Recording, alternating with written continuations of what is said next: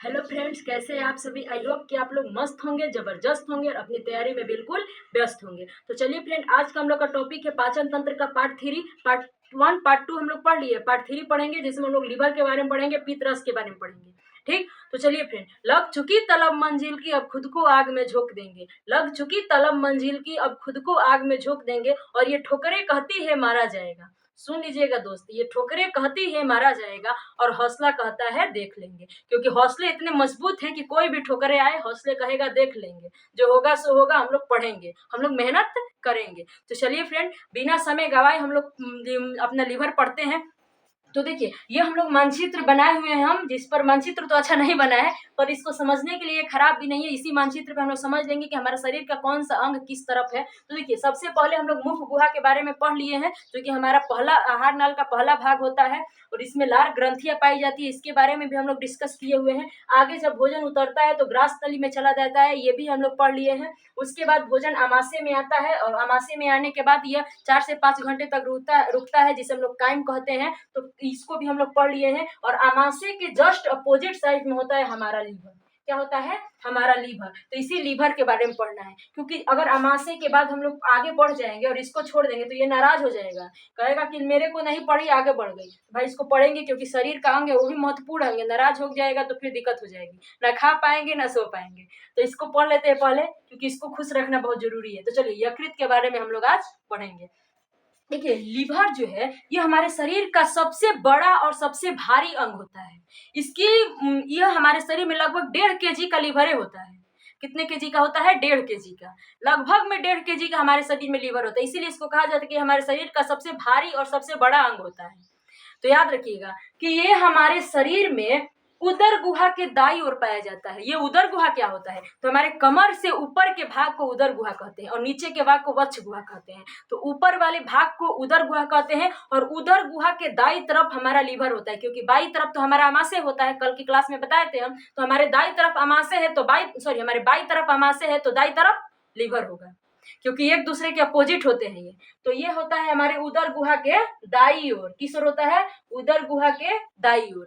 ठीक, देखिए, इसके अध्ययन को हिपैटोलॉजी कहा जाता है। क्या कहा जाता है? हिपैटोलॉजी। क्यों कहा जाता है ये आगे हम लोग पढ़ेंगे, लेकिन इसको कहा जाता है हिपैटोलॉजी। इसके अध्ययन को, लीवर के अध्ययन को क्या कहा जाता है? हिपैटोलॉजी। तो याद रखिएगा, हिपैटोलॉजी। शरीर के सबसे बड़ी तथा भारी अंग होता है। क्या होता है? शरीर का सबसे बड़ी तथा भारी अंग कौन सा होता है? हमारा लीवर होता है। शरीर का सबसे बड़ी और सबसे भारी भरकम अंग होता है हमारा लीवर। ठीक, ये सबसे बड़ी बाह्य स्रावी ग्रंथि होती है। ये बाह्य स्रावी क्या होता है? तो क्या होता है ये आगे हम लोग पढ़ रहे हैं, लेकिन इसको समझ लीजिएगा कि हमारे शरीर का सबसे बड़ी बाह्य स्रावी ग्रंथि कौन सी होती है? लीवर। ठीक, और देखिए, हमारे शरीर में सबसे बड़ी बाह्य अंग अगर पूछ दिया जाए तो त्वचा, लेकिन बाह्य स्रावी ग्रंथि पूछ रहा है तो वो बाह्य स्रावी ग्रंथि हो जाएगी हमारा लीवर। क्योंकि ये कंफ्यूजन बच्चे को रहता है। जब हम क्लास में पढ़ा रहे थे तो एक बच्चा पूछा है कि मैम, बाह्य स्रावी ग्रंथि में लीवर को क्यों लेंगे, क्योंकि ये तो बाहर तो है नहीं, ये तो अंदर है। तो हम बोले कि अंदर और बाहर में इसका कोई मतलब नहीं है, इसका दूसरा ही फंडा होता है। उस यहाँ पर समझ लेते हैं। देखिए, एक होता है, हमारे ग्रंथि 3 प्रकार की होती है। बाह्य होता है, एक अंतः होता है और एक मिश्रित होता है। क्या होता है? मिश्रित होता है। तो जिस ग्रंथि से केवल एंजाइम निकलते हैं उसको हम लोग कहते हैं बाह्य स्रावी, और जिस ग्रंथि से हार्मोन निकलते हैं उसको हम लोग कहते हैं अंतःस्रावी। जैसे पिट्यूटरी ग्लैंड, थायराइड ग्रंथि, पीनियल ग्रंथि, ये सब जो है वो हार्मोन निकालती है, इसीलिए उसको हम लोग अंतःस्रावी में लेते हैं। और उसके बाद हम लोग मिश्रित में किसको लेंगे? जिसमें हार्मोन और एंजाइम दोनों निकलते हो एक ही साथ, हार्मोन भी हो और एंजाइम भी हो, उसको हम लोग कहते हैं मिश्रित। जैसे कि हमारा अग्नाशय। अग्नाशय जो एकमात्र ऐसा ग्रंथि है जिसमें एंजाइम और हार्मोन दोनों निकलते हैं, इसीलिए इसको हम मिश्रित ग्लैंड कहते हैं, यानी कि मिक्स ग्लैंड कहते हैं, मिश्रित ग्रंथि कहते हैं। तो हमारे ग्रंथि 3 प्रकार की होती है, बाह्य, अंतः और मिश्रित। तो जिसमें केवल एंजाइम निकलते हो वो बाह्य होता है, जिसमें हार्मोन निकलता है वो अंतः होता है, और जिसमें हार्मोन और एंजाइम दोनों निकलते हो उसको मिश्रित बोलते हैं। तो हमारा बाह्य एंजाइम जो बाह्य स्रावी ग्रंथि इसलिए बोलते हैं लीवर को, क्योंकि लीवर से केवल एंजाइम निकलते हैं, हार्मोन नहीं निकलते हैं। एंजाइम जो कि हमारे पाचन में, हमारे शरीर के दैनिक क्रियाओं में, जो कि हमारे शरीर में रोज की क्रियाएं होती है उसमें मदद करते हैं एंजाइम। जैसे कि पाचन हो गया, तो पाचन में मदद करते हैं एंजाइम, और केवल एंजाइम जिस अंग से निकलते हैं उसको हम लोग कहते हैं ग्लैंड। कौन सा ग्लैंड? बाह्य स्रावी ग्रंथि। तो ये फंडा है, इसमें अंतर बाहर बाहर का और अंदर का कोई फंडा नहीं है, ये फंडा है इसमें, याद रखिएगा। तो ये हमारे शरीर की सबसे बड़ी बाह्य स्रावी ग्रंथि है, सबसे बड़ी बाह्य स्रावी ग्रंथि है, ठीक, इसको याद रखिएगा। इसमें एक हिपैटिक सेल होता है, क्या होता है, हिपैटिक सेल होता है, और इस हिपैटिक सेल के होने की वजह से ही लीवर में पुनः निर्माण की क्षमता होती है। ये हिपैटिक सेल की वजह से ही हमारे लीवर में पुनः निर्माण की क्षमता होती है, यानी कि जब हमारे लीवर का कोई भाग खराब होने लगता है तो पुनः उसको रिकवर यानी कि पुनः उसको ठीक करना हमारे लीवर को आता है, वो पुनः अपने अंग को ठीक कर लेता है, क्योंकि उनमें पुनः निर्माण की क्षमता होती है। बाकी हमारे अंगों में पुनः निर्माण की क्षमता नहीं होती है, आंतरिक अंगों में, जैसे कि हमारे किडनी हो गया, एक बार खराब हो गया तो खराब हो गया, दुनिया से निकल लिए। लेकिन हमारा लीवर जो है वो चांस देता है कि देखिए भाई संभल जाइए, क्योंकि हम अपना रिकवर कर रहे हैं, लेकिन जिस दिन हम जवाब दे दिए फिर आपको भी निकलना पड़ेगा। तो अभी इसमें पुनः निर्माण की क्षमता होती है, क्यों होती है, क्योंकि इसमें हिपैटिक सेल होता है, और जैसे ही हिपैटिक सेल पर क्षति पहुंचती है हमारा लीवर भी पुनः निर्माण करने की क्षमता खोने लगता है। तो याद रखिएगा, पुनः निर्माण की क्षमता होती है किसके वजह से, हिपैटिक सेल की वजह से हमारे लीवर में, और इसी हिपैटिक सेल की वजह से ही हम इसके अध्ययन को हिपैटोलॉजी कहते हैं, ठीक। इसी हिपैटिक सेल की मौजूदगी की वजह से इसके अध्ययन करने के बाद इसको हम लोग कहते हैं हिपैटोलॉजी, ठीक। तो इस फंडे को याद रखिएगा। देखिए एक बात और याद रखना है कि हमारे यूरिया और तथा पित्तरस, यूरिया और पित्तरस के निर्माण कहाँ होते हैं, हमारे लीवर में।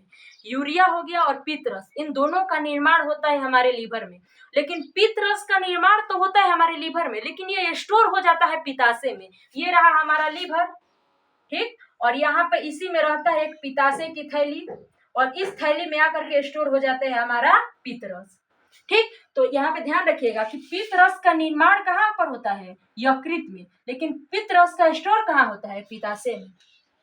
और यूरिया का भी निर्माण कहाँ होता है, तो हमारे यकृत में।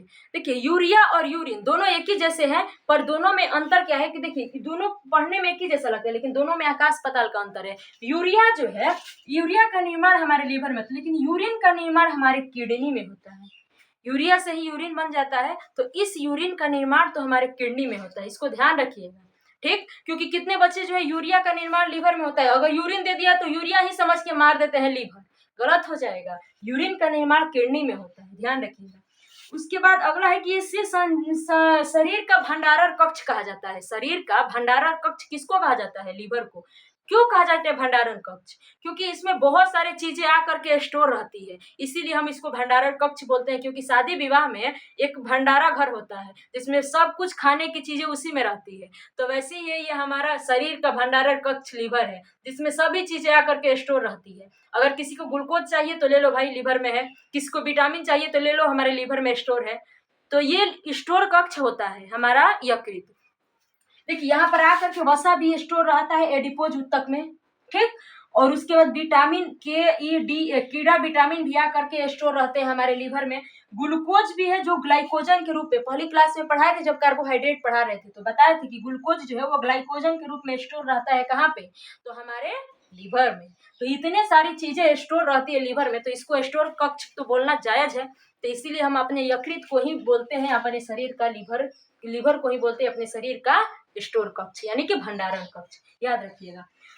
देखिए शराब पीने से सबसे ज्यादा क्षति पहुंचती है हमारे लीवर को। लोग शराब तो पीते हैं लेकिन ये नहीं समझते हैं कि इससे हमारे शरीर में हानि कितना है। हमारा लीवर बेचारा तड़फड़ा जाता है शराब पीने वाले व्यक्ति के अंदर लीवर, क्यों, क्योंकि शराब पीने से सबसे ज्यादा क्षति हमारे लीवर को पहुंचे। शराब पी लिए, उसका पाचन तो हमारे आमाशय में हो जाता है, लेकिन जो उसमें विषैले पदार्थ होते हैं वो आकर के हमारे स्टोर हो जाते हैं हमारे लीवर में, ठीक। तो इस विषैले पदार्थ की वजह से हमारा लीवर जो है वो धीरे धीरे खराब होने लगता है, उस पर काफी खराब प्रभाव पड़ने लगता है। तो अगर ज्यादा सेवन कर लिए शराब की, या हुमच के पी लिए शराब, तो इतना ज्यादा हुमच के शराब पी लेंगे ना, तो हमारे लीवर में लीवर सिरोसिस नाम का एक बीमारी हो जाता है। कौन सा, लीवर सिरोसिस। और अगर ये बीमारी बढ़ गया तो लीवर ट्रांसप्लांट की समस्या की नौबत आ जाती है। तो लीवर सिरोसिस हो जाता है अधिक शराब की सेवन से, क्योंकि शराब का जो विषैला पदार्थ है वो आकर के हमारे लीवर में स्टोर हो जाता है।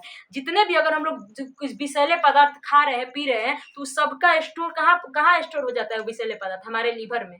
और ये नष्ट करने की भी क्षमता रखती है। कुछ विषैले पदार्थ को हमारे लीवर नष्ट भी कर देती है, क्योंकि कुछ जहर पीने वाले लोग बच भी जाते हैं और कुछ जहर पीने वाले लोग निपट भी जाते हैं। तो जो जहर पीने वाले लोग बच जाते हैं उसमें बचाने में योगदान रहता है लीवर का। वहीं जो है उनके विषैले पदार्थ को नष्ट कर देता है, जिसकी वजह से उनकी जान बच जाती है। ये लीवर जो है ना, ये भगवान के रूप में कार्य करता है। तो याद रखिएगा कि लीवर जो है वो विषैले पदार्थ आकर के हमारे लीवर में ही स्टोर रहते हैं। ठीक। और अगर कोई जहर पी लेता है या कोई ड्रग्स ज्यादा ले रहा है या कोई विषैले पदार्थ का सेवन कर लिया है, तो इस कैसे पता चलेगा कि किसका सेवन किए हैं? तो उसके लिए उसके लीवर की जांच की जाती है। ठीक। क्योंकि लीवर में ही आकर विषैले पदार्थ स्टोर रहते थे, इसीलिए लीवर की जांच की जाती है। तो इसको याद रखिएगा कि ये था हमारा लीवर का कुछ महत्वपूर्ण बातें, जो कि एग्जाम में कई बार पूछी हुई है और आगे भी पूछेंगी। आगे जो बिहार दरोगा, बिहार पुलिस, जो बीपीएससी का एग्जाम आने वाला है, बीपीएससी में 30 नंबर का साइंस आता है, तो गर्दा कबाड़ दीजिएगा इस क्लास को लेते लेते। उसके बाद बिहार दरोगा में भी साइंस आता है, बिहार पुलिस में भी साइंस आता है। साइंस तो हर जगह अपना झंडा गाड़ा हुआ है, तो आप भी गाड़ सकते हैं इस वीडियो को देख देख कर। ठीक। चलिए आगे हम लोग देखते हैं पित्त रस, क्योंकि पित्त रस जो है वो हमारे पिताशय में स्टोर रहता है। पिताशय एक लीवर का ही भाग होता है, तो पित्त रस को भी पढ़ लेते हैं। तो देखिए पित्त रस, सबसे पहले इसका पीएच मान होता है 7.5 से 8.5 के बीच में पीएच मान होता है, यानी कि 7.5 से 8.5 के बीच में होता है इसका पीएच मान। तो देखिए सोरेन, ये पीएच मान में इसका प्रवृत्ति क्षारीय होता है। कैसे होता है? ये एक वैज्ञानिक बताए थे, सोरेनसन नाम के थे, जिन्होंने पीएच स्केल दिया था।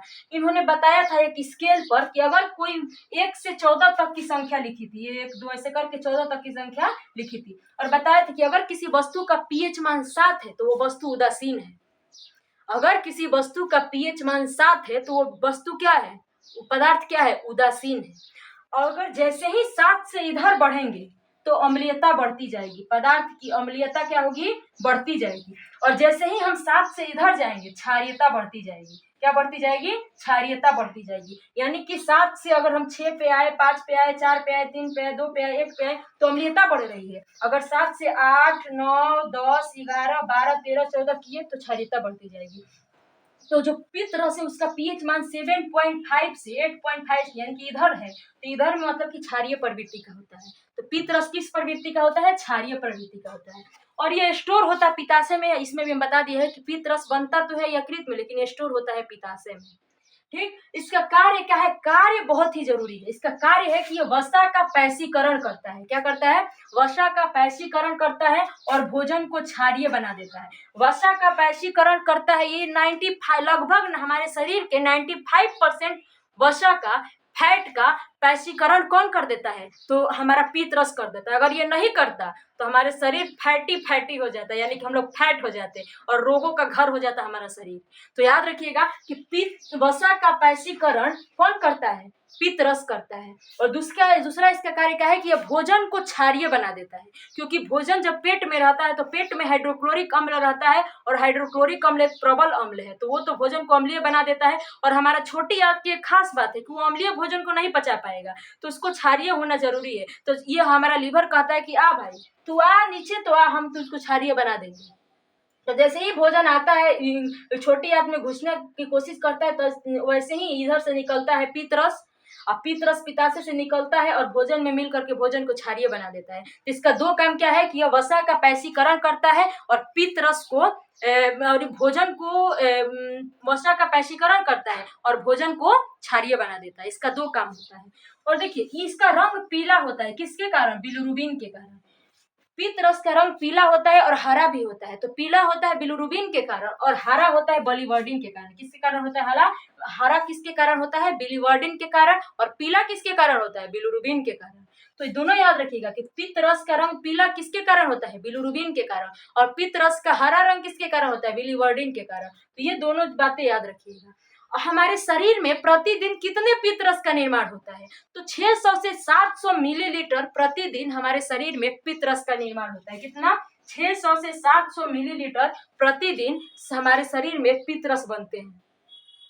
तो ये था हमारा पित्तरस। इसको भी याद रखने कि ये बिलिरुबिन जो है काफी खतरनाक है। जब इसकी मात्रा हमारे शरीर में बढ़ जाती है, अधिक हो जाती है, तो हमें जॉइंडिस हो जाता है।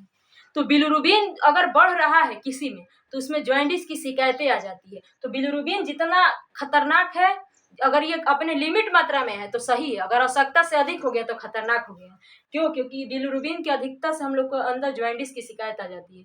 तो ये था हमारा पित्तरस और ये था हमारा लीवर, जो कि हम लोग इसको बारे में डिस्कस कर लिए हैं। और आगे हम लोग जैसे ही इसको पढ़ लिए तो अब आगे बढ़ेंगे तो इधर है अग्नाशय। तो अग्नाशय कहेगा मेरे को छोड़ के जा रहे हो, मेरे को भी लेते चलो।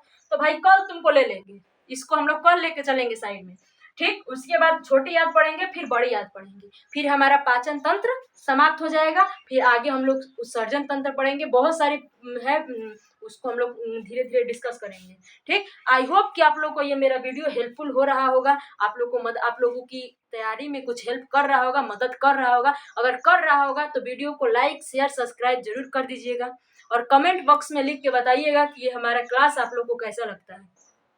अगर अच्छा लगता है तो ऐसे ही देखते रहिएगा, शुरू से अंत तक वीडियो जरूर देखिएगा। आपको सीखने को कुछ ना कुछ तो जरूर मिलेगा, क्योंकि इतना कुछ सिखाए हैं तो कुछ तो कुछ सीखिए जाइएगा, ठीक। तो इसको याद रखिएगा। और चलिए फ्रेंड, मेहनत जबरदस्त करते रहिए, एकदम लगे रहिए मेहनत में, क्योंकि पिता के फिक्र को फक्र में बदलना है। क्योंकि सबसे आपकी सफलता का इंतजार सबसे ज्यादा कौन करता है? आपके पिताजी करते हैं। सोचते हैं कि एक ना एक दिन तो मेरा बच्चा झंडा गाड़ेगा, तो गाड़ेगा, भरोसा है, हमको भी है और आपको भी, और आपके पिता को भी आप पर भरोसा है। तो इस भरोसे को बनाए रखिएगा और मेहनत करते रहिएगा, अंत तक लड़िएगा। क्योंकि अभी तो गौरैया, अभी तो बजी है सहनाइया, अभी ढोल बजना बाकी है। अभी तो बजी है सहनाइया, अभी ढोल बजना बाकी है। अभी तो गौरैयों ने उड़ान भरी है, अभी असली बाज की उड़ान तो बाकी है। अभी आप लोग जो है वो बाज है और असली बाज की उड़ान तो अभी बाकी है। अभी तो गौरैयों ने ही उड़ान भरी है, अभी तो असली बाज की उड़ान बाकी है। तो मेहनत करते रहिए और बाज की तरह उड़िए। थैंक यू फ्रेंड, जय हिंद।